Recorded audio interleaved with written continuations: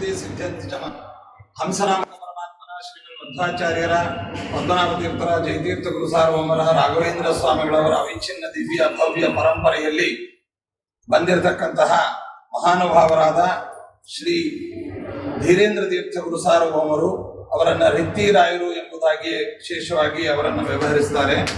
ಅಂತಹ ಮಹಾನುಭಾವರು ಅದೇ ರೀತಿಯಾಗಿ ಸುಶೀಲೇಂದ್ರ ತೀರ್ಥ ಶ್ರೀಪಾದಂಗಳವರು ನಮ್ಮ ಪರಂಪರೆಯಲ್ಲಿ ವಿಭೂತಿ ಪುರುಷರು. ನಾಳೆಗೆ ಅವರು ವೃಂದಾವನಸ್ಥರಾಗಿ 100 ವರ್ಷಗಳು ಆಗ್ತಾ ಇದೆ. ಹಾವೇರಿ ಜಿಲ್ಲೆಯ ಹೊಸರಿತ್ತಿ ಕ್ಷೇತ್ರದಲ್ಲಿ ವರದಾ ತೀರದಲ್ಲಿ ಉಭಯ ಪೀಠಾಧಿಪತಿಗಳ ಮೂಲ ವೃಂದಾವನಗಳಿದ್ದಾವೆ. ಧೀರೇಂದ್ರ ತೀರ್ಥರ ಅದೇ ರೀತಿಯಾಗಿ ಸುಶೀಲೇಂದ್ರ ತೀರ್ಥರ ಆ ಒಂದು ಶತಮಾನೋತ್ಸವದ ಒಂದು ಸ್ಮಾರಕವಾಗಿ ಅಂಗವಾಗಿ ಹರಿಗುರುಗಳ ಪ್ರೇರಣಾನುಸಾರವಾಗಿ ರಾಯರ ವಿಶೇಷವಾದ ಅನುಗ್ರಹಕ್ಕೆ ಪಾತ್ರರಾದಂತಹ ಈರುವ ಪೀಠಾಧಿಪತಿಗಳಿಗೆ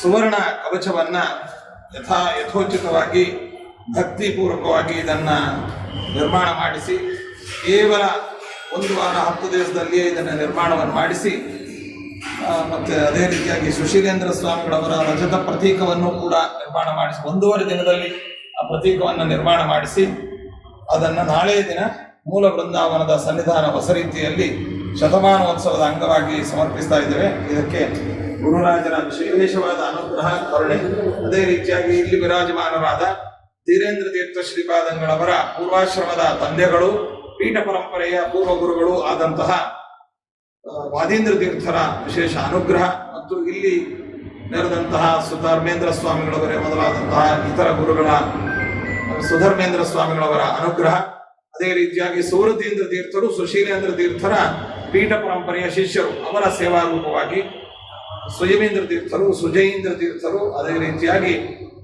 ಸುಷಮೇಂದ್ರ ತೀರ್ಥರು ನಮ್ಮ ಸ್ವರೂಪೋದ್ಧಾರಕ ಗುರುಗಳು, ಇವರೆಲ್ಲರ ವಿಶೇಷವಾದ ಪ್ರೇರಣೆಯಿಂದ ಈ ಕವಚದ ಸಮರ್ಪಣೆಯನ್ನು ಮಾಡ್ತಾ ಇದ್ದೇವೆ. ಇದಕ್ಕೆ ಅವರು ಈ ಸೇವೆಯನ್ನು ಸ್ವೀಕಾರ ಮಾಡಿ ನಮ್ಮನ್ನು ಅನುಗ್ರಹಿಸಿ ಉದ್ಧರಿಸಬೇಕು ಅಂತ ಈ ಸಂದರ್ಭದಲ್ಲಿ ನಾವು ಇದು ಮಾಡ್ತೇವೆ. ನಾಳೆಯ ಆರಾಧನಾ ನಾಯಕರಾದಂತಹ ಶ್ರೀ ಸುಶೀಲೇಂದ್ರ ತೀರ್ಥ ಶ್ರೀಪಾದಂಗಳವರು ನಮ್ಮ ಪೂರ್ವಾಶ್ರಮದ ದೊಡ್ಡ ಮರಿತಾತಂದರು, ಅಂದರೆ ಶ್ರೀ ಸುಜೀಂದ್ರ ತೀರ್ಥ ಶ್ರೀಪಾದಂಗಳವರ ಪೂರ್ವಾಶ್ರಮದ ದೊಡ್ಡಪ್ಪಂದಿರು. ಅವರ ವೃಂದಾವನ ಹೊಸರಿತ್ತಿ ಕ್ಷೇತ್ರದಲ್ಲಿದೆ. ಅವರೇ ಸುಶೀಲೇಂದ್ರ ತೀರ್ಥರು ಎಂಬುದಾಗಿ ಅದನ್ನು ಸಮರ್ಪಣೆ ಮಾಡ್ತಾ ಇದ್ದೇವೆ. ಇದು ಕಿಂಚಿತ್ ಸೇವೆಯನ್ನ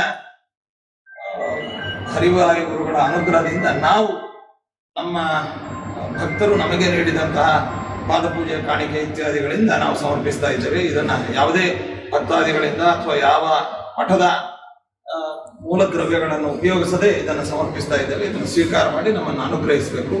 ಇದನ್ನು ಬಹು ಸುಂದರವಾಗಿ ಶೀಘ್ರವಾಗಿ ನಿರ್ಮಾಣ ಮಾಡಿರ್ತಕ್ಕಂಥವರು ನಮ್ಮ ಬೆಂಗಳೂರಿನ ಪ್ರಸಿದ್ಧ ಶಿಲ್ಪಿಗಳಾಗಿರ್ತಕ್ಕಂತಹ ನಮ್ಮ ಶ್ರೀನಿವಾಸರಾಜು ಮತ್ತು ಅವರ ಸಂಗಡಿಗರು. ಈ ಮಠದ ಪ್ರಾಕಾರದ ಸುವರ್ಣದ ಕೆಲಸ ಏನು ನಡೀತಾ ಇದೆ ಅದು, ಅದೇ ರೀತಿಯಾಗಿ ಬೇರೆ ಬೇರೆ ಸುವರ್ಣ, ರಜತ ಮತ್ತು ಈ ಕಂಬಗಳು ಏನು ನಿರ್ಮಾಣವಾಗಿದೆ, ಈ ಎಲ್ಲ ಕರಕುಶಲತೆ ಇವರಿಂದ ಮೂಡಿ ಬಂದದ್ದು. ಇವರಿಗೆಲ್ಲ ಒಳ್ಳೆಯದಾಗಲಿ.